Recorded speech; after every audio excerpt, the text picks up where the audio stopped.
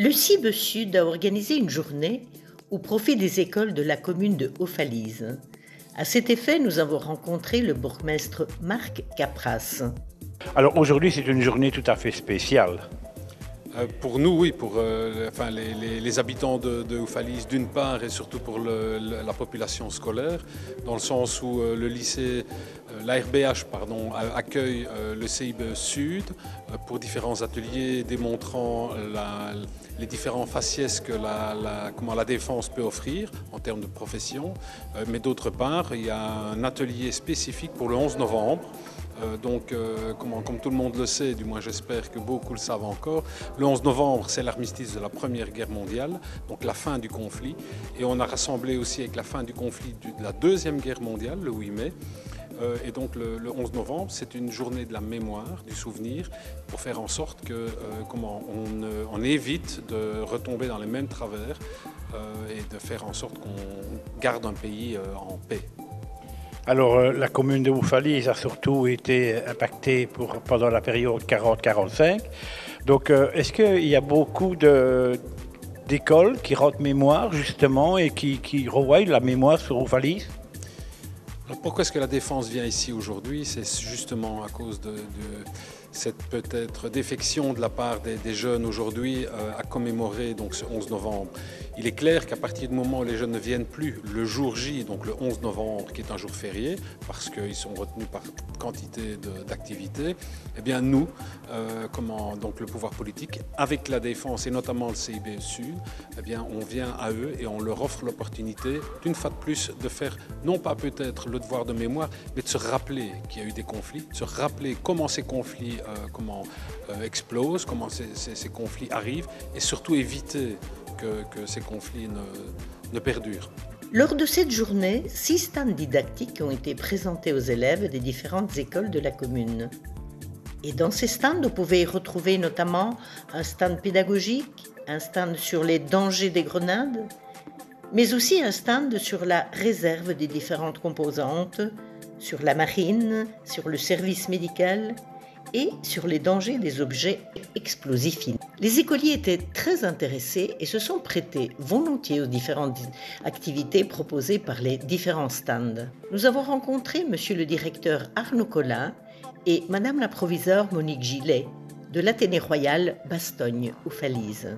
Donc moi je suis Arnaud Collin, je suis le directeur du fondamental ici pour l'Athénée Royal Bastogne-Hauts-Falise, mais sur le site de Hauts-Falise. Alors vous madame? Et moi je suis Monique Gillet, la proviseure de l'Athénée Royal Bastogne-Hauts-Falise. En fait vous vous retrouvez ici sur le site de Hauts-Falise qui est la seconde implantation de l'Athénée Royal Bastogne-Hauts-Falise. Alors aujourd'hui la défense est parmi vous. Dites-moi un peu, qu'est-ce que ça fait pour les élèves et même pour vous? Mais ce qui est important pour nous, c'est que la défense explique que la défense ça ne représente pas la guerre, mais que la défense c'est avant tout la défense de la paix. Et donc voilà, c'est le message qu'on veut faire passer à nos élèves aujourd'hui. Alors trouvez-vous que c'est une bonne chose que l'armée, la défense se déplace chez vous? Nous trouvons que c'est une belle opportunité parce qu'en fait, c'est la deuxième année que nous accueillons le CIB, le Centre d'écolage et d'instruction de la défense. Et cela nous permet d'abord de créer un devoir de mémoire parce que nous sommes vraiment en lien avec les commémorations du 11 novembre qui vont bientôt arriver à Hauts-Falise et partout ailleurs. Et en même temps, ça permet aux élèves de participer à de nombreuses activités pédagogiques, didactiques, mais en même temps un peu plus ludiques pour les plus petits. Tandis que pour les plus grands, comme à l'exemple du cours d'histoire, nous travaillons vraiment la réflexion critique, la citoyenneté responsable et surtout la promotion des valeurs démocratiques. Vous savez que dans l'actualité qu'on vit pour le moment, c'est essentiel de faire partager cela à nos élèves. Pour cet événement, le CIBE Sud a été renforcé par des réservistes et le lieutenant Léonard nous en parle. Lieutenant Léonard, bonjour. Bonjour. Alors, vous êtes ici en tant que représentant de la défense, mais de la marine. Et en plus, vous êtes dans le service qui s'appelle? Alors moi, je suis dans le service qui est le NAVDET, province de Luxembourg. Donc Naval Detachment, province de Luxembourg, en tant que réserviste. Donc, expliquez-nous un peu en 2 mots, c'est quoi un réserviste?